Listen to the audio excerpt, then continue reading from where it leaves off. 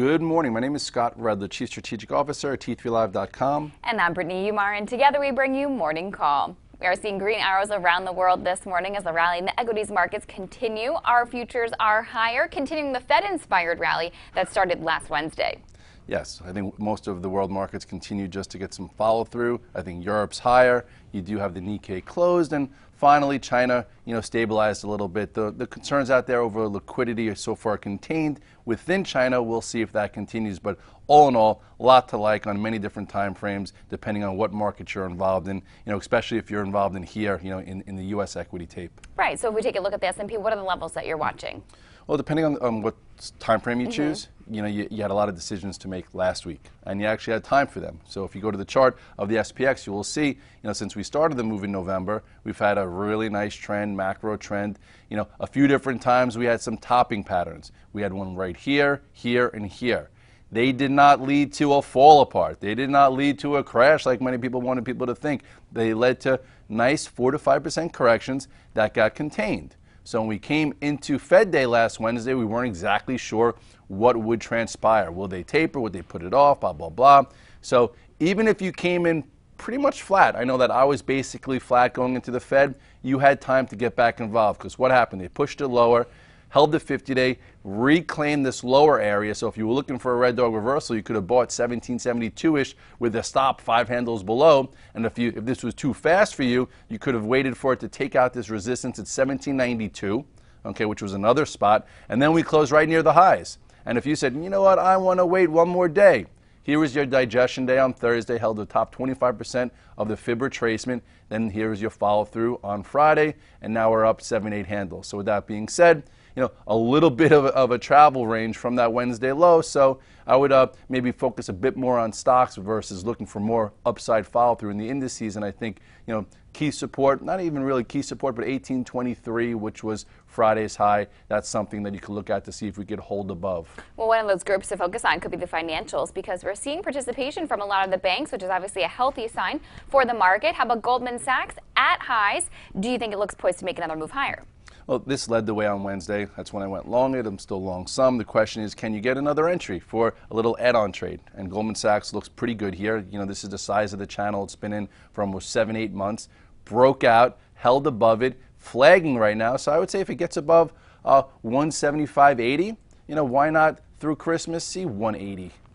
And JP Morgan as well had that red dog reversal on Wednesday and is back at highs. Took it just 3 sessions to get back there. What do you think about JP Morgan? I think it's acting healthy. Even with all the litigation and all the headlines, stocks are right back to 2013 highs. So if you pick this one and you're looking for a bit more follow through, here's that level. Maybe it goes sideways for a day or so, but if it starts to get above this 58, you could see another breakout type of cash flow trade besides what you just saw right here. And that was a nice engulfing bar. Look at that engulfing bar. This, took back the support, closed above this prior range, and continued. That's healthy action. Bank of America as well had that nice reversal on Wednesday. Do you think it could hit 16 this week? It would be nice. I think a lot of people are playing for this move through 16. Last time it failed, but it came from a lot lower. So with that said, Bank of America has been pretty good to us all year. You look at the chart here and you'll see this was the last channel, all right, this descending channel right here, ignited. This was in early November. You had some commitment. It went as high as here. And then if you remember, I got out of it when it failed in this area or somewhere around there, and then you didn't know where it would go, and then boom, look at that bar on Wednesday. Let me get you a little closer look there. That was a really nice igniting bar. So if you missed when it reclaimed the support here around 1514, maybe you bought around 1530. That's when it came, on my VTF. And some are saying, oh, are you worried about this red dog reversal on Friday? I'm not that worried, just because I know there was a rebalance, and I think it got shaken up because of that, but we'll see. So with that being said, in order for Bank of America to really stay in A+ trade this week, I would say it should stay above this 1552 area. It's a little green this morning. If it could build up here, then you'll have an entry for extra shares above this 1587. Well, and while not one of the leaders, Citigroup has been holding higher after reclaiming its 8-day EMA on Wednesday. So pretty healthy action. Yeah, and I went back to this on Friday. It's still in that channel.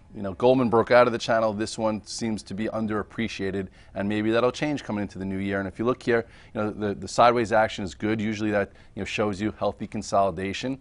And last time we traded this, that worked out pretty well, was right here. you know, when it broke above this downtrend or it broke above this mini resistance, but then it failed up there. But this time it held higher, okay, so it doesn't have that much traveling room to get back to these highs. So with that said, this 53 area is really big, kind of like that 170 in Goldman Sachs. If it were to get above this 53, I think at some point, you know, Barron's, I think you know, pick this as their financial stock. Some other guys like it out there. No reason why this can't see $60 in 2014. All right, well, we also continue to find opportunities within high beta tech. We're going to take a quick commercial break and go in the trenches with some of those names right after this. I'm Mark Sperling, Director of Trading with T3 Trading Group and contributor to T3 Live. Do you trade on your own, but you wish you enjoyed the benefits of a large trading floor? With the T3 Live virtual trading floor, we deliver that experience to you on your computer. On the VTF, you can follow the long and short positions of experienced professional traders like myself, Scott Redler, and others, and listen to our live radio stations as we navigate the markets. In addition, you get the added value of a large community of sophisticated and like-minded traders. In my opinion, joining the room will be the best trading decision you will ever make. I would like to invite you to begin your membership with a 7-day free trial. To get started, visit t3live.com and click on the Virtual Trading Floor tab. Have a great day, and I look forward to seeing you in the VTF. We're back and going in the trenches with high beta tech stocks where we continue to find opportunities. The biggest headline today, Apple finally inked that deal that we've been waiting for with China Mobile. So, Scott, do you think that we can see Apple hit 600 by next year? Well, that's what people are trying to figure out. Is today's gap going to be a gap and go, or are they going to sell the news? All right, for me, I'm not sure. What I'm going to do is I'm going to measure the action. I am long Apple coming in today, and what I typically do when I have long positions, if there's a big gap up, I sell half early on to feel good, use my tier system, book some gains, and then I wait to see the first 30 to 60 minutes to see what the daily composure is to figure out if I can put it back on, maybe even add more, and figure it out. You know, the bottom line is Apple's been in a really nice trend since bottoming over the summer. It's given us some spots to add. Last really good pattern happened over Thanksgiving when it triggered above 526. If you go to the chart, you'll see that was right around here. You know, nice stair-step moves all the way up, and then it was starting to build one again. And I just, you know, pretty much on Friday, the VTF, so I'm like, you know what, I'm going to buy some Apple here because at some point I feel like we'll be buying it above 562. And, you know, lo and behold, got a little, you know, some news. So sometimes people get lucky, and luck really is when opportunity meets preparation. And when it held here, that was your spot to maybe put some back on. So with that being said, question is, do we get a gap and go, and how do we measure it? So with that being said, I think pre-market, I already saw it up around 573, and now it's maybe a 567-ish. So this was the level I would have wanted to add through. So the question is, you know, can it stay above just say 562 to 565? That would be the spot, in my humble opinion, it needs to hold in order to show power in this gap and commitment to it. If that holds this gap when they try and sell it off maybe in the first 30 minutes and it starts heading higher, then the objective is going to be is how does it handle 570, 514, and does it break through it? Does it do a push to failure? Whatever it is, that's the next spot. So hold 562, 565. Then I think this week we have a chance for it to break out above 575. Could even be today if it's that strong. When it closes above that, next point of reference is 594. Meanwhile, we're also seeing strength in a lot of other high beta tech names like Google, which closed above 1100 and did close on highs on Friday. So maybe we'll get some potential upside follow through today. It's already opening up about 6-7 points after closing on the high, so that's good. So if you took it home long, you're getting paid a little bit. That's what traders look for, follow through, which is nice. Besides all these little technical patterns that, you know, presented themselves after that strong earnings report. You look at the chart of Google. We talk about this in a lot of our educational classes. When you see a strong gap up like this and it doesn't fill it at all, chances are that direction is going to be the direction it goes, and look at the direction Google has been since then. Okay, here it was tight, you had an add-on trade, another add-on trade, and then it broke above this prior high here of 1,092. Then you got your 1,100 close, and now it's, I think, 1106, 1107. So if you're, a stock picker, congratulations. You go to the monthly chart. You know, it's been an unbelievable move. I remember back in 2012, I talked about this being my high beta name to focus on for that year, and then look what happened here after multiple years. Boom. So with that being said, be a stock picker, be a stock trader, be, something, learn something, because there's a lot of opportunity out there, and this has been a good spot for it this year. Yeah, Amazon as well, looking good. New high on Friday of 404.72 after reclaiming its 8-day EMA on Wednesday. Does it look as though upside momentum is poised to continue? it's looking up this morning also. And on Friday, I do little funny games on Twitter. I think 2 weeks ago I talked about the race to 50, or 3 weeks ago for Twitter and Facebook, and they didn't see the finish line. They just kept going. And then on Friday, I'm like, with Amazon and Google, who's going to get there first? Amazon 400 or Google 1100? P.S. Amazon got there first, Google got there second. We'll see which one stays the course longer. So you look at Amazon, it's been a really nice trend, following the 21-day, broke out above 400. You're getting paid a little bit. I also said it was funny because, I feel like my wife hasn't been in one store. Not one store, but I get these little brown boxes every day in front of the doorway. So I think a lot of people are doing the same thing. They're all ordering through Amazon. They're not in the stores because that's just the new normal. It is. That is true. And I'm guilty of that as well. Well, how about BIDU? We saw that have a nice move up on Friday, get back above its 8 and 21-day. Do you think that was a day one, as you call it? Yeah, it could be. I think people are still hearing some footsteps because of that false breakout. A few weeks ago, you look at the chart here, you'll see it did seem as if it wanted to break out with some authority. It tried and then negated, so that was a bearish sign. But what did it do? It kind of held this last trend line and held the 21-day. So it did poke its head above this recent area. So I would say if you're looking to trade it, just be light on your feet. 175 is that level in order to get a day two. All right, let's do some quick hits here. Facebook survived that secondary offering that so many people were worried about, and the addition to the S&P 500. What are the levels you're watching in Facebook? I'd say as long as I'll just show you the chart. Okay. There you go. The chart on Facebook's been great. Remember what I showed you with Google about gaps? Well, Facebook had the same similar gap back over the summer, never filled it, gave you that direction higher. Hit 54, corrected down, red dog reversal, add on buy. So I'd say as long as it holds above this 54-ish, if you give it some room, I think there's a good chance that it does take out this 55.89 for that road to catch up to Twitter, close to 60. All right, how about Tesla was able to close back above its 21-day EMA on Friday, repairing some damage from the 2-day sell-off earlier in the week. Does it look as though, it's getting a little healthier, getting a little better? A little better. A few weeks ago was our focus, but it shows you when certain things meet your objectives, it goes from the A list to the C list and not worthy of your time. And right now with Tesla, it's been given it's driven a few different courses. Okay, this was the when it hovered and went above the 21-day for the whole year. This is when the first signal that this trend was probably going to break. Besides some micro action, here is earnings, and then this is when it became a decent trade again. Here is your red dog reversal down here. If you missed that one, you had a quick move. Here was another one. And then I know for me, I was long it, but when it hit the moving averages, hit prior support, which turns to resistance, I kind of got away from it.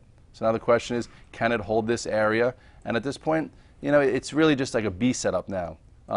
If it were to get above, I guess, this 147, maybe, it could look good, but I just have a feeling that this is not going to be the place to be over the next few sessions, but we'll see. What kind of setup do you think Twitter is? We're getting close to a new high there.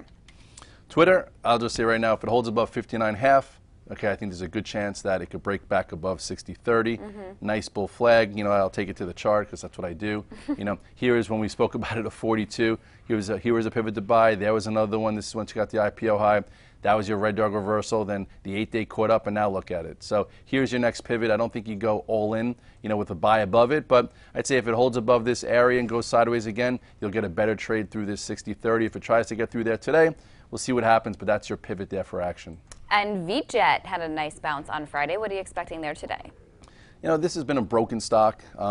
Triple D was the place to be. It broke out the highs, SSYS. And then you have these two little guys that might get some attention. You look at VJet, they were battered and bruised by a report out there. But technically, if you're not involved in it and you got back involved in it a little bit on Friday, you have a little area here. If it were to get above, just say, what was this high here? 37.12. Perhaps it gets some momentum back into the 45 area. You look at something like Triple D, woohoo, highs. So people are looking for other things to do. And then you have this little guy, Onvo, which also is kind of speculative. It's sort of like one of the VJet type names, but it perked up a little bit. Maybe this tries to get back above 10 bucks. So we'll see what happens here. All right, well, how about we check in on the bios? Biogen had a nice 3-day bounce and then got back above its 8-day EMA on Friday. So what do you think about this action? Starting to get better here? Yeah, the bios were the first to bounce on Wednesday. And for me, I just, it's speculative. There's always news, and I have a hard time holding them. But if you get something positive, it could be rewarding. But all in all, you look at Biogen, it pretty much held this gap here, turned higher. So with that being said, here is your first day one, inside day.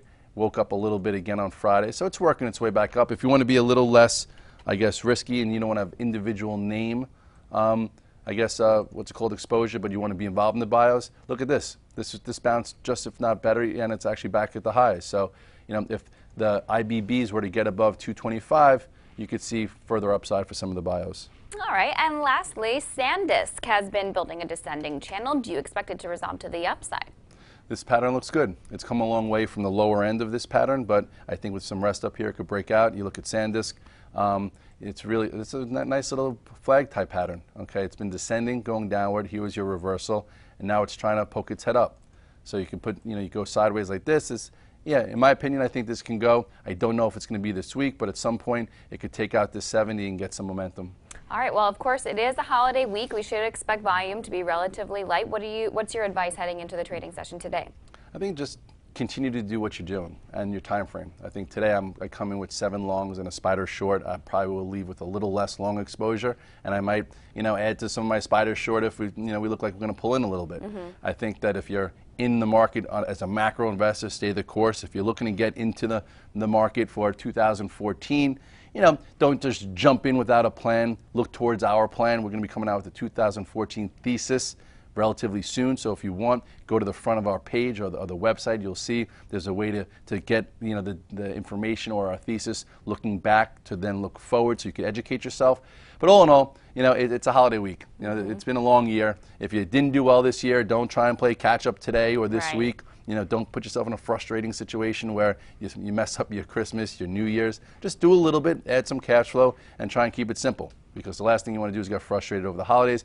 And if you happen to be long Apple coming in today, it's making it a bit more of a Merry Christmas, the same way we're thankful for that action we saw in Apple over Turkey Week. Yeah, Apple's been good to us this holiday season. All right, thanks so much, everybody, for watching. Merry Christmas, happy holidays, and happy trading. Have a great day.